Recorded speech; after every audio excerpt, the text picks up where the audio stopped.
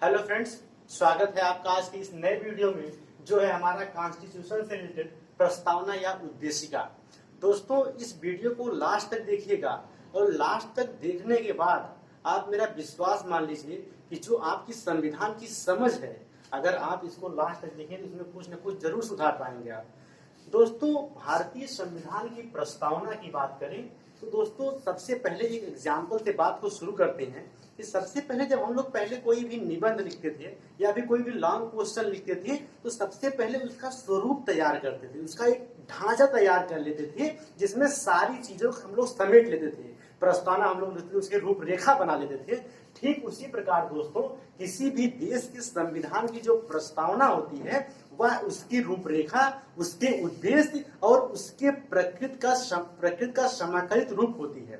दोस्तों, प्रस्तावना का अर्थ का बात करें तो भारतीय संविधान की प्रस्तावना का मतलब कि भारतीय संविधान का स्वरूप क्या है, उसके उद्देश्य क्या है, ये सारी चीजों का जो एक देखने का प्रत्यक्ष दर्शन मिलता है वो प्रस्तावना में ही मिलता है। अब दोस्तों बात करें कि स्रोत का। दोस्तों, हमने आप लोगों को पिछले वीडियो में जब संविधान सभा पढ़ाया था तो उसमें हमने आप लोगों को बताया था कि 13 दिसंबर 1946 को पंडित जवाहरलाल नेहरू द्वारा उद्देश्य प्रस्ताव संविधान सभा में लाया गया और उसके बाद उसे 22 जनवरी 1947 को स्वीकार किया गया और वहीं से भारतीय संविधान बनने की औपचारिक शुरुआत शुरू होती है और वही उद्देश्य प्रस्ताव आगे चलकर प्रस्तावना का रूप लेता है। दोस्तों, वैश्विक स्तर पर देखें तो जो प्रस्तावना है वो सबसे पहले अमेरिका देश में लाई गई। सबसे पहले अमेरिका देश में लाई गई और वहां से तमाम देशों में जाना शुरू हुआ और उसी देश से मतलब अमेरिका से ही भारतीय संविधान की जो प्रस्तावना है वो अमेरिका से ली गई है।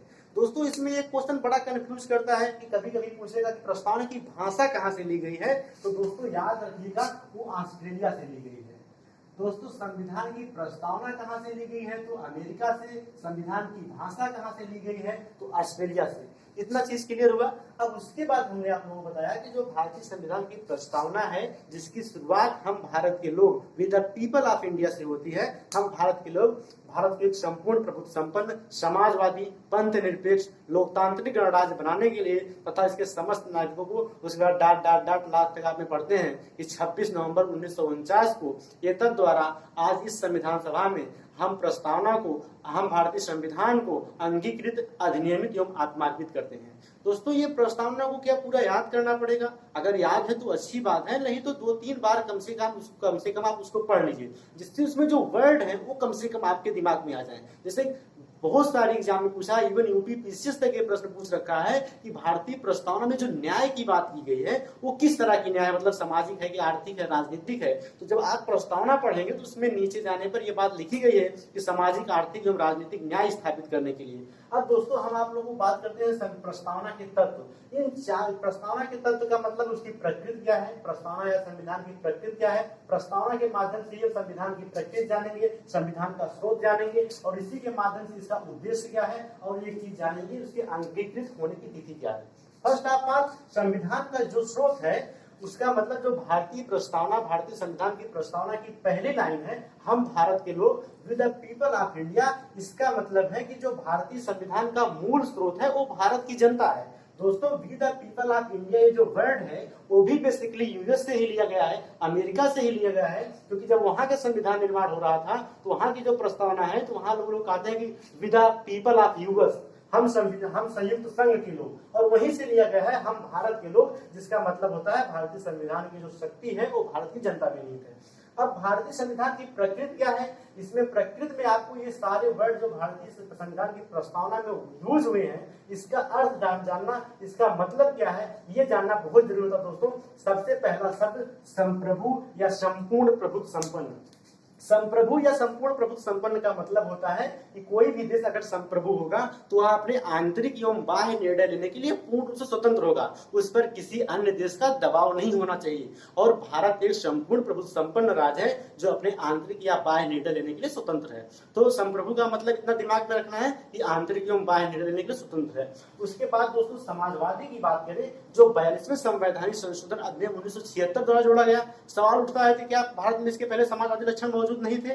दोस्तों अगर आप संविधान में आगे पढ़ेंगे तो डीपीएसपी यानी directive principle of state policy, जिसे आप हिंदी में राज्य की नीति निर्देशक तत्व कहते हैं, उसमें भी ये बात कही गई थी कि जो राज्य होगा वो संसाधन को सब में वितरित करने का प्रयास करेगा और इसी का मतलब होता है कि समाजवाद लाने का प्रयास करेगा। अगर समाजवाद शब्द की अवधारणा को आप समझने का प्रयास करें, इसमें थोड़ा बैकग्राउंड में जाके समझें, तो सबसे पहले जो समाजवाद है वो मार्क्सवाद से शुरू होता है, जिसमें मार्क्सवाद ने बताया कि जो बहुत ऊंचे वर्ग के लोग, जैसे सामंत वर्ग लोग हैं, पूंजीपति लोग हैं और नीचे बहुत दबले कुचले लोग हैं, तो उसमें वो जो उनके पास संसाधन है उसको सभी लोगों में समान रूप से वितरण करना चाहिए। अगर वितरण नहीं होता है तो उसके लिए क्रांति भी करनी पड़े तो जायज है, ये मार्क्सवाद कहता है। लेकिन जो भारतीय संविधान में समाजवाद है वो लोकतांत्रिक समाजवाद है। लोकतांत्रिक समाजवाद का मतलब वो भी कहता है कि उत्पादन एवं वितरण के साधन को सब में समान रूप से वितरित करना चाहिए, लेकिन उसके लिए क्रांति करना जायज नहीं है, जो मतलब गांधीवाद से, अहिंसा से थोड़ा मिला जुला रूप है। उसके बाद दोस्तों समाजवाद में, ये समाजवाद का मतलब क्या हुआ? समाजवाद का मतलब ये हुआ कि राज्य समानता लाने का प्रयास करेगा, पूंजीपतियों को खत्म करके, जैसे आप लोगों ने पढ़ा हुआ जमींदारी उन्मूलन प्रथा, जमींदारी उन्मूलन जो शुरू से चली थी और उसके बाद इंदिरा गांधी के अथक प्रयास के बाद 1976 तक ज्यादा ये चीज सुलझी थी जो, और उसके बाद तो समाजवाद का मतलब वो समानता लाने का प्रयास करेगा। पंथ निरपेक्ष जो सेकुलर जिसकी इंग्लिश होती है, इसे भी 42 संवैधानिक संशोधन अधिनियम 1976 द्वारा ही जोड़ा गया। पंथ निरपेक्ष का मतलब भारत जो राष्ट्र है जिसका खुद का अपना कोई धर्म नहीं होगा, मतलब ये पंथ निरपेक्ष होगा, धर्म के प्रति तटस्थ होगा, इनडिफरेंस होगा। इनडिफरेंस या तटस्थ का मतलब दोस्तों एक एग्जांपल दिमाग में रखिएगा, कभी नहीं भूलेगा कि तटस्थ का मतलब क्या है या इनडिफरेंस का मतलब क्या होता है। जैसे गांव में प्रधानी का इलेक्शन होता है और सपोज दैट एक ही गांव से 2 कैंडिडेट लड़ गए, तो अब जो गांव के एक ही लोग हैं, मान लीजिए हम ही हैं, तो हम कहेंगे ना हम इनको सपोर्ट करेंगे ना हम इनको सपोर्ट, मतलब किसी के पक्ष में नहीं है, हम बिल्कुल इनडिफरेंस है, तटस्थ है। तो पंथ निरपेक्ष का मतलब कि भारतीय सरकार जो है, भारतीय सरकार वो किसी भी धर्म को विशेष प्रावधान नहीं देगी, मतलब किसी को धर्म के नाम पर उनको अधिक पैसा देना, धर्म के नाम पे कम पैसा देना, ये सारी चीजें वंचित है। एक वर्ड दोस्तों पंथ निरपेक्ष होता है और एक धर्म निरपेक्ष होता है। धर्म निरपेक्ष का मतलब जो बिल्कुल ही धर्म के प्रति निरपेक्ष हो, मतलब बिल्कुल ही तटस्थ हो। जैसे एग्जाम्पल अगर आप दिमाग में रखें तो फ्रांस बोल सकते हैं। फ्रांस में ये होता है कि कोई भी धर्म नहीं है वहां पे, इवन किसी भी धर्म के नाम पे आप क्रिश्चियन है तो क्रिश्चियन के लिए जो माला पहन वो नहीं पहन सकते, या फिर किसी धर्म विशेष के नाम पे कोई छुट्टी उट्टी नहीं होती है। लेकिन पंथ निरपेक्ष का मतलब धर्म निरपेक्ष की तुलना में थोड़ा सा लिबरल है, थोड़ा सा उदार है, मतलब यहाँ पे जो विशेष धर्म है, विशेष धर्म के जो विशेष त्योहार है उन पर छुट्टियां होंगी, ये सभी धर्म के लिए समानता की बात कर रहा है। तो धर्म निरपेक्ष एवं पंथ निरपेक्ष की बात जान गए हम लोग। लोकतंत्र की बात करें तो मतलब दोस्तों कि जो किसी देश के लोकतंत्र का मतलब वहां की जो सर्वोच्च शक्ति है वो उस देश की जनता में निहित है, मतलब वहां पे जनता का शासन है। अगर अब्राहम लिंकन के शब्दों में कहें तो उन्होंने कहा था कि लोकतंत्र जनता का, जनता के लिए, जनता द्वारा स्थापित होता है। और डिटेल थोड़ा जाए तो लोकतंत्र 2 प्रकार का होता है, जिसे प्रत्यक्ष एवं अप्रत्यक्ष लोकतंत्र कहते हैं। प्रत्यक्ष लोकतंत्र में क्या होता है, वहां कोई भी कानून बनता है तो वहां की जनता प्रत्यक्ष रूप से भागीदारी लेती है। जैसे एग्जाम्पल की बात करें आप स्विट्जरलैंड को ले सकते हैं। अप्रत्यक्ष का मतलब होता है वहां की हम लोग अपने प्रतिनिधि चुन के भेजते हैं और वो संसद में कानून बनाते हैं और उसका हम लोग पालन करते हैं, ये अप्रत्यक्ष लोकतंत्र होता है। तो भारत में अप्रत्यक्ष लोकतंत्र है। लोकतंत्र का मतलब वहां की सर्वोच्च शक्ति जनता के हाथ में। अब गणतंत्र का मतलब क्या होता है? गणतंत्र का मतलब होता है दोस्तों कि जहाँ के प्रथम नागरिक का चुनाव निर्वाचन मंडल द्वारा हो, वंशानुगत ना हो, मतलब वंश के क्रम में ना चले। जैसे इंग्लैंड की बात करें तो वहाँ की जो रानी होती है, वहाँ की जो ताज होते हैं वो पीढ़ी दर पीढ़ी चलते रहते हैं, तो वहाँ पे राजतंत्र है ना कि गणतंत्र है। लेकिन भारत में गणतंत्र है, यहाँ के राष्ट्रपति का चुनाव होता है, उसके चुनाव के लिए एक निर्वाचन मंडल बनाया गया है, इसका मतलब भारत एक गणतंत्र देश है। तो संविधान की प्रकृति क्या हुई कि भारत देश एक संप्रभु है, समाजवादी है, पंथ निरपेक्ष है, लोकतांत्रिक है और गणतांत्रिक है। अब उसके बाद उद्देश्य की बात है, हमने पहले ही आपको बता दिया कि जब किसी भी प्रश्न की आप प्रस्तावना लिखते थे तो उसकी रूपरेखा क्या है, उस प्रश्न की प्रकृति क्या है और हम लोग इसमें किस किस बातों पर चर्चा करेंगे, ये सारी चीजें उस प्रश्न की प्रस्तावना ही समाहित होती थी। उसी प्रकार दोस्तों उद्देश्य की बात करें तो जो भारतीय प्रस्तावना का उद्देश्य है, भारतीय संविधान का उद्देश्य है, वहां पे न्याय की जो शब्द का प्रयोग किया गया है वो किस तरह का न्याय स्थापित करना चाहते हैं, तो दोस्तों वो सामाजिक, आर्थिक एवं राजनीतिक तीनों प्रकार का न्याय स्थापित करने की बात करते हैं। सामाजिक का मतलब आपको किसी विशेष धर्म जाति के नाम पे नहीं बांटा जाएगा, किसी धर्म जाति के नाम पे किसी विशेष स्थान पे जाने के लिए नहीं रोका जाएगा जो सार्वजनिक स्थल है जिसका वाहन भारतीय सरकार करती है। और राजनीतिक न्याय का मतलब आपको किसी भी चुनाव में वोट देने के लिए बाधित नहीं किया जाएगा, और आर्थिक का मतलब आपके पास किसी के पास ज्यादा पैसा है, किसी के पास कम पैसा है, तो पैसे के नाम पे रिस्पेक्ट नहीं दी जाएगी। ये सारी बातें सामाजिक, आर्थिक एवं राजनीतिक न्याय भारतीय संविधान की प्रस्तावना में उल्लेख किया गया है। स्वतंत्रता की बात करें दोस्तों, तो आर्टिकल 19 में जो स्वतंत्रता है, विचार, अभिव्यक्ति, धर्म की स्वतंत्रता, आप लोग किसी भी धर्म को मान सकते हैं, ये सारी स्वतंत्रता, भारतीय सारी जो है पहलू है स्वतंत्रता के, ये भारतीय संविधान की प्रस्तावना में इसका उल्लेख किया गया है। समता की बात करें दोस्तों, प्रतिष्ठा एवं अवसर की क्षमता का उल्लेख भारतीय संविधान की प्रस्तावना में किया गया है।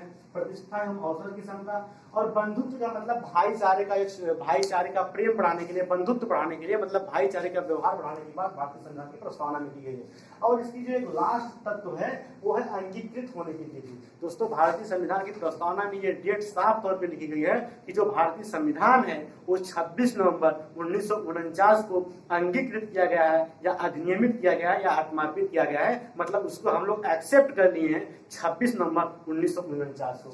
इसके बाद दोस्तों एक चीज में बहुत ध्यान रखने वाली बात है, जो है 42वां संवैधानिक संशोधन अधिनियम का, अमेंडमेंट ऑफ कॉन्स्टिट्यूशन 42वां 42 वाला, और उसके बाद 1976 में हुआ था। इसमें 3 नए शब्द जोड़े गए थे जिसको ध्यान रखना बहुत जरूरी है, समाजवादी, पंथ निरपेक्ष एवं अखंडता। अगर आप और डिटेल में जाना चाहें तो समाजवादी एवं पंथ निरपेक्ष प्रस्तावना के दूसरे पैराग्राफ में और अखंडता छठे पैराग्राफ में जोड़ा गया है। अब उसके बाद एक और केस हम लोग देख लेते हैं, केशवानंद भारती केस। दोस्तों आप लोग जानते हैं कि केशवानंद भारती केस का जजमेंट 1973 में आया था, जिसकी वकालत पालकीवाला ने की थी, और जिसमें निर्णय दिया गया था कि 1973 से पहले भारतीय संविधान की जो प्रस्तावना है वो संविधान का भाग नहीं है, यानी भारतीय संसद उस पर संशोधन नहीं कर सकती है। लेकिन जब केशवानंद भारती केस का जजमेंट आया तो उसमें यह बताया गया कि जो प्रस्तावना है वो भारतीय संविधान का अंग है और उसमें संसद संशोधन कर सकती है। और उसी के 3 साल बाद ही 1976 में इंदिरा गांधी के सरकार में 42वां संवैधानिक संशोधन 1976 में किया गया। इसके तहत समाजवादी, पंथ निरपेक्ष एवं अखंडता शब्द जोड़े गए।